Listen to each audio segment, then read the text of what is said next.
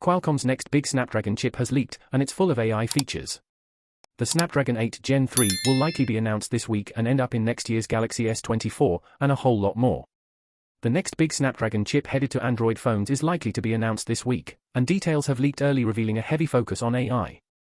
According to MS Poweruser, Qualcomm's upcoming Snapdragon 8 Gen 3 will support some handy and creative AI camera tools, including the ability to remove objects from videos, expand areas of a photo, and generate fake backgrounds.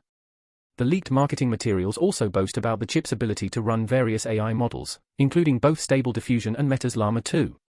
Making that happen is supposed to be an upgraded hexagon neural processor, which the leaked document says is 98% faster, presumably than last year's processor, but the image doesn't clarify. Qualcomm showed off the Snapdragon 8 Gen 2's ability to run Stable Diffusion back in February, but the company seems to be making AI execution more of a focus on the Gen 3 given the year AI tech is having.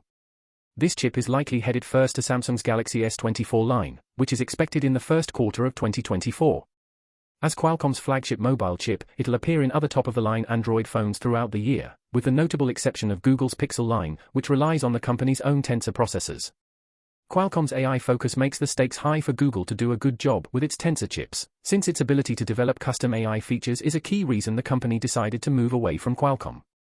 Qualcomm has a bunch of other updates in store for the Snapdragon 8 Gen 3 that go beyond AI. The leaked materials promise a 30% faster CPU, a 25% faster GPU, support for 240 frames per second gaming, improved ray tracing, night vision video capture, and Dolby HDR photo capture.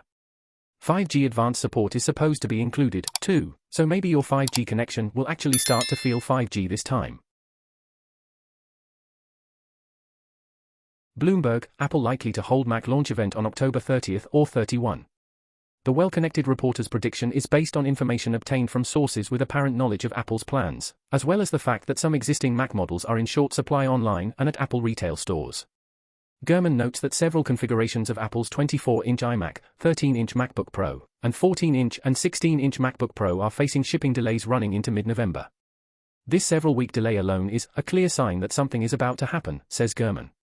Another reason leads the reporter to believe a Mac announcement will happen next week. Apple's earnings call is due to take place on Thursday, November 2nd. The last time the company posted its quarterly results in the month of November was in 2018, and that followed an October 30th launch event that saw new iPads and Macs. Gurman reckons that the most likely Mac to be announced this month is a new 24-inch iMac.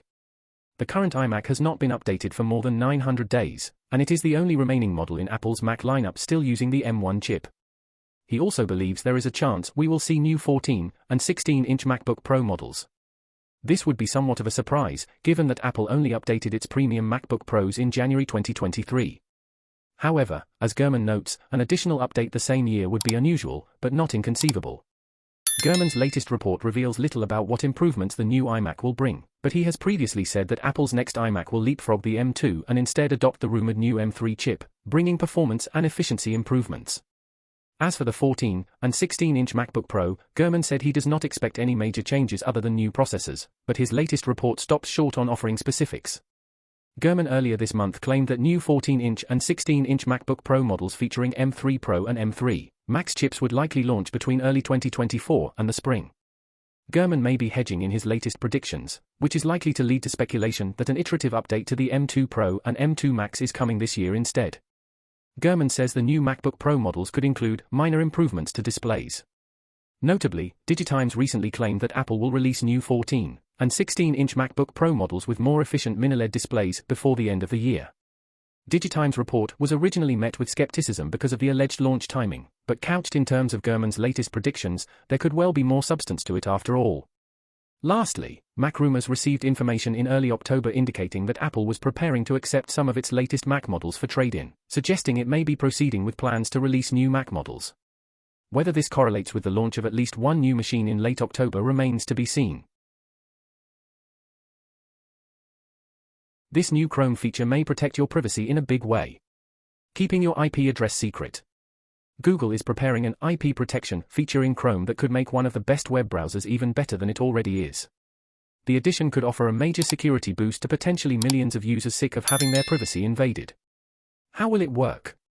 Well, the IP protection tool will route your traffic through a proxy server owned by Google. This would help to obfuscate your IP address, making you much harder to track as you browse the internet. In the future, Google is considering directing your traffic through two proxies, which would further obscure your IP address. That's important because your IP address provides a unique identifier that can be tracked across the web. That allows companies and data brokers to build a profile of you based on the websites you visit, which could then be used to target and track you further. That's bad for your privacy, and it's something Chrome's IP protection will attempt to combat. IP protection will be opt-in at first, and will roll out in stages for a limited number of websites as Google analyses its progress and effectiveness, Google says. There's no word yet on when it will begin testing, so keep your eyes peeled if you're interested. Not a privacy panacea. Google has warned that IP protection is not a privacy cure-all, and that there could even be security implications to using its new feature.